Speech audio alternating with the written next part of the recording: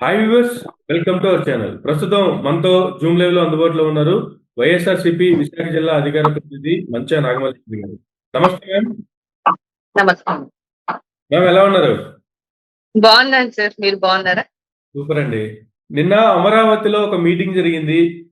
ఏడాది సుపరిపాలన పేరుతో మీటింగ్ నిర్వహించినటువంటి ప్రభుత్వ యంత్రాంగానికి సంబంధించి సీఎం గారు, డిప్యూటీ సీఎం గారు, అలాగే మినిస్టర్స్, తర్వాత బీజేపీకి సంబంధించినటువంటి పురంధరేశ్వరి గారు కూడా హాజరయ్యారు. ఐఏఎస్లు, ఐపీఎస్లు, రాష్ట్రానికి సంబంధించినటువంటి ఎమ్మెల్యేలు, ఎంపీలు, ఎమ్మెల్సీలు, ఇక ఆ ప్రాంతానికి సంబంధించినటువంటి భూములు ఇచ్చినటువంటి రైతులు కావచ్చు, లేదా వాళ్ళ పార్టీకి సంబంధించినటువంటి కార్యకర్తలు కావచ్చు, అనేక మందితో జరిగినటువంటి ఆ మీటింగ్ లో వాళ్ళు చేసినటువంటి కామెంట్లు, ముఖ్యంగా పవన్ కళ్యాణ్ గారు చూసుకుంటే, గత కొంతకాలంగా పవన్ కళ్యాణ్ గారు కనిపించట్లేదు, ఎటెళ్ళిపోయారు అనుకున్న వాళ్ళకి ఒకేసారి ఒక మీటింగ్ లో ఆయన ప్రత్యక్షమైపోయి అందరికీ కావాల్సినటువంటి కంటెంట్ ప్రొవైడ్ చేశారా అనిపిస్తుంది. నెక్స్ట్ అధికారంలోకి వస్తారా, వాళ్ళు వస్తే ఏంటి పరిస్థితి అని చెప్పి అందరూ అడుగుతున్నారు. ఎక్కడికి వెళ్ళినా ఇవే మాటలు వినిపిస్తున్నాయి. నెక్స్ట్ వాళ్ళు అధికారంలోకి రానివ్వం అని చాలా గట్టిగా చెప్తున్నారు. ఏంటంటే ఆ మాటల వెనక వాళ్ళకున్న కాన్ఫిడెన్స్ ఏంది? లేదు, 1 ఇయర్ పాలనలో వాళ్ళంతా సుపరిపాలన అందించాము కాబట్టే నెక్స్ట్ మరలా మేమే అధికారంలోకి వచ్చేటువంటి ఆ భరోసా వాళ్ళకుందా? మేము మాట్లాడుకున్నాము 15-20 ఏళ్ళు మేమే అధికారంలో ఉండాలనేటువంటిది మేము ముందే మాట్లాడుకున్నాము అని చెప్తున్నారు. ఏం మేము అసలు ఆ మాటలను ఎలా చూడాలి, ఆ కామెంట్లను ఎలా చూడాలి, ఏం చెప్తారు అసలు? సార్, మీకు ప్రేక్షకులకి కూడా నా హృదయపూర్వక ధన్యవాదములు. Thank you madam. ఇవాళ నాకు తెలిసి ఆయన పంచాయతీ రాజ్ కి సంబంధించినటువంటి మంత్రే కదండి. Yes madam. ఆయనకి ఏమన్నా ఆస్ట్రాలజీకి సంబంధించినటువంటి మంత్రి పదవి ఏమన్నా ఇచ్చారా కొత్తగా? లేదు కదా. ఎలా ప్రెడిక్ట్ చేయగలుగుతారండి? అయితే మరి 2019 నుంచి 24 వరకు ఆయన ప్రెడిక్షన్ రాంగ్ అయిందంటారా? ఆయన లెక్క ప్రకారం అయితే అప్పుడు కూడా ముందు అలాగే అన్నాడు కదా, రానివ్వము, వచ్చే ప్రసక్తే లేదు అని చెప్పేసి. 15 సంవత్సరాలు 20 సంవత్సరాలు కలిసి ఉంటాము అని అంటే, నాకు తెలిసి అప్పటి వరకు చంద్రబాబు నాయుడు గారు మరి అంతవరకు ఆయనే ముఖ్యమంత్రి అయి కొనసాగాలని ఉద్దేశమా, లేదంటే లోకేష్ బాబు గారు ముఖ్యమంత్రి సారథ్యంలో నడవాలనేది ఉద్దేశమా, లేకపోతే ఈయన గారే టీడీపీకి, జనసేనకి, బీజేపీకి ఉన్న కూటమికి ఈయన గారే సీఎం అవ్వాలని ఉద్దేశంతో ఆయన అన్నారు అని అనేది ఒకసారి రాష్ట్ర ప్రజలందరూ గమనిస్తారు సార్. ఇవాళ మీ పంచాయతీ రాజుకి సంబంధించినటువంటి అందులో ఉన్న ఆటుపోట్లు, లోపాలేంటో కూడా ఆయనకి క్లారిటీగా తెలియదు. ఆయనకి అసలు ఆ మంత్రి పదవి ఇచ్చినందుకు ఈ 1 ఇయర్ లో మీరే కాదు, ఏ ఛానల్ వాళ్ళనైనా, ఈ రాష్ట్రంలో ఉన్నటువంటి ఎవరినైనా, పోని వాళ్ళ జనసేన వాళ్ళనైనా అడగండి, అసలు ఎక్కడికి వెళ్ళారు అతను? తమిళనాడు కాసేపు అంటాడు, కర్ణాటక కాసేపు అంటాడు, కేరళ కాసేపు అంటాడు, ఇంకో చోటికి కాసేపు అంటాడు. ఎక్కడికి వెళ్తే అక్కడ నేను అక్కడే పుట్టానని అంటాడు. ఇక్కడ అసలు ఆధార్ కార్డు కూడా ఇక్కడ ఉందో లేదో అని నా డౌట్ వేశారు ఆయనకి.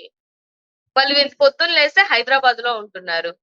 పదవుల్లో ఉండి పదవులు అనుభవిస్తూ ఉన్నటువంటి మీరే హైదరాబాద్ లో ఉంటే మళ్ళా జగన్మోహన్ రెడ్డి గారి మీద ఏడుస్తున్నారు. ఇంకా ఆయన నయం కదా, వారానికి ఒకసారి జనాల్లోకి వస్తున్నాడు, ప్రెస్ మీట్లు పెడుతున్నాడు, ప్రశ్నిస్తున్నాడు, పోరాడుతున్నాడు, జనాల పక్షాన నిల్చున్నాడు. రైతులకు గాని, యువతకు గాని, ఫీ రీయింబర్స్మెంట్ విషయంలో గాని, కరెంటు బిల్లుల విషయంలో గాని, రైతుల గిట్టుబాటు ధరల విషయంలో గాని పోరాడుతుంది ఎవరండి?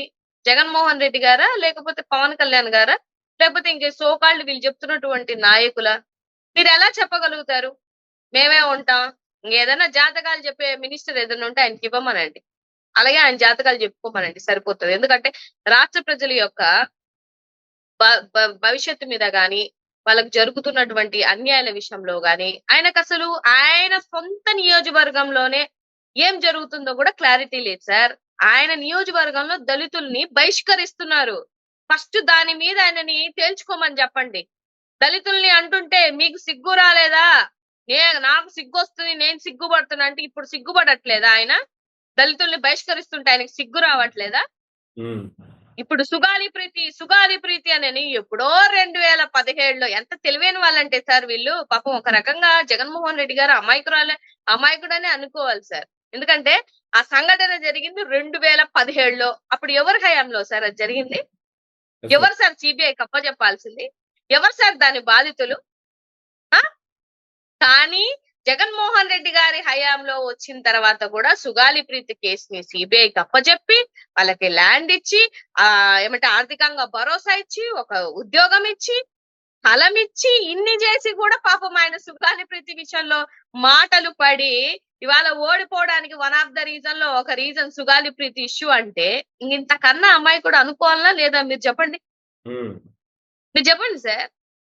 సుగాలి ప్రీతి కేసు నేను వచ్చిన వెంటనే కూటమి ప్రభుత్వంలో మొట్టమొదటి కేసుని నేను సిబిఐకి అప్పచెప్పి దగ్గరుండి చేస్తానన్నటువంటి ఈ సోకాల్డ్ పవన్ కళ్యాణ్ గారు, మరి మీరే సుగాలి ప్రీతి కేసుని వాళ్ళు తల్లిదండ్రులు వేసుకున్నటువంటి సొంత కేసులో నిరూపించేటువంటి ఏవైతే సాక్ష్యాలు చక్కగా లేవు అని చెప్పేసి అదే సిబిఐ చేత మీరు కోర్టులో కేసేసిన మాట వాస్తవమా కాదా అని అడగమనండి అతన్ని. లేకపోతే సుగాలి ప్రీతి వాళ్ళ అమ్మని అడగమనండి ఎవరేశారు అనని. ఇట్లుంటది సార్ రాజకీయం అంటే. ఈ రాజకీయం పాపం జగన్మోహన్ రెడ్డి గారికి తెలియక జనాలకి మంచి చేసి కూడా ఇవాళ ఆయన 11 సీట్లో ఉన్నారు అని అంటే ఇది అమాయకత్వమనే అనుకోవాలి.